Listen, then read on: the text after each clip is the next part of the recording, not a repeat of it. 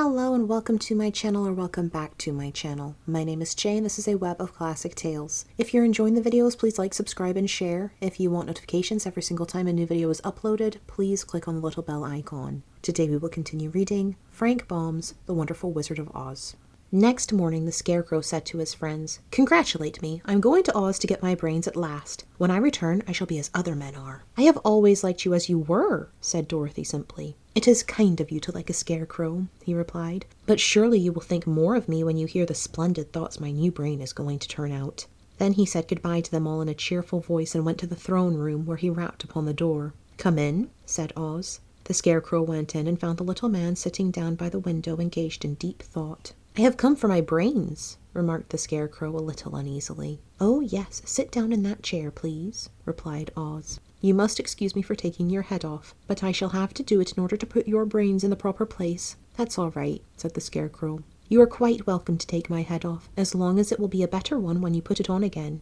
So the wizard unfastened his head and emptied out the straw. Then he entered the back room and took up a measure of bran, which he mixed with a great many pins and needles. Having shaken them together thoroughly, he filled the top of the Scarecrow's head with the mixture and stuffed the rest of the space with straw to hold it in place. When he had fastened the Scarecrow's head on his body again, he said to him, "Hereafter you will be a great man, for I have given you a lot of brand new brains." The Scarecrow was both pleased and proud at the fulfillment of his greatest wish, and having thanked Oz warmly, he went back to his friends. Dorothy looked at him curiously. His head was quite bulged out at the top with brains. "How do you feel?" she asked. "I feel wise indeed," he answered earnestly. "When I get used to my brains, I shall know everything." "Why are all those needles and pins sticking out of your head?" asked the Tin Woodman.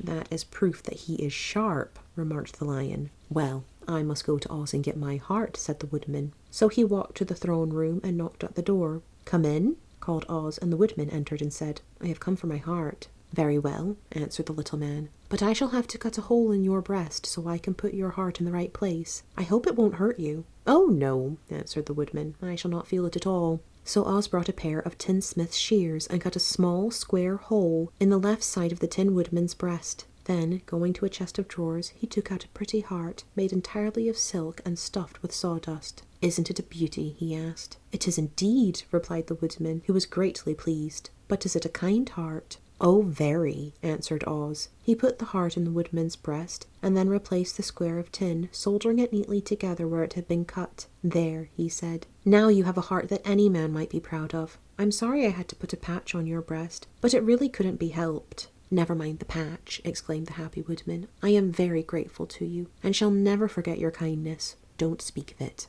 replied Oz. Then the Tin Woodman went back to his friends, who wished him every joy on account of his good fortune. The Lion now walked to the throne room and knocked at the door. "Come in," said Oz. "I have come for my courage," announced the Lion, entering the room. "Very well," answered the little man. "I will get it for you." He went to a cupboard and, reaching up to a high shelf, took down a square green bottle, the contents of which he poured into a green gold dish, beautifully carved. Placing this before the Cowardly Lion, who sniffed at it as if he did not like it, the wizard said, "Drink." "What is it?" asked the Lion. "Well," answered Oz, "if it were inside you, it would be courage. You know, of course, that courage is always inside one, so that this really cannot be called courage until you have swallowed it. Therefore, I advise you to drink it as soon as possible." The Lion hesitated no longer, but drank till the dish was empty. "How do you feel now?" asked Oz. "Full of courage," replied the Lion, who went joyfully back to his friends to tell them of his good fortune. Oz, left to himself, smiled to think of his success in giving the Scarecrow and the Tin Woodman and the Lion exactly what they thought they wanted.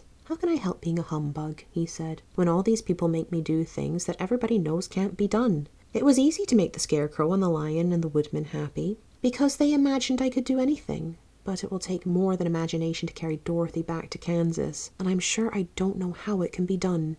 Thank you for listening. This has been Frank Baum's The Wonderful Wizard of Oz, Chapter 16. I've been Jay. This has been a web of classic tales. Please like, subscribe, share, comment, click the bell icon for notifications. I hope you're having a fantastic day. Have a nice life, and I'll see you next time.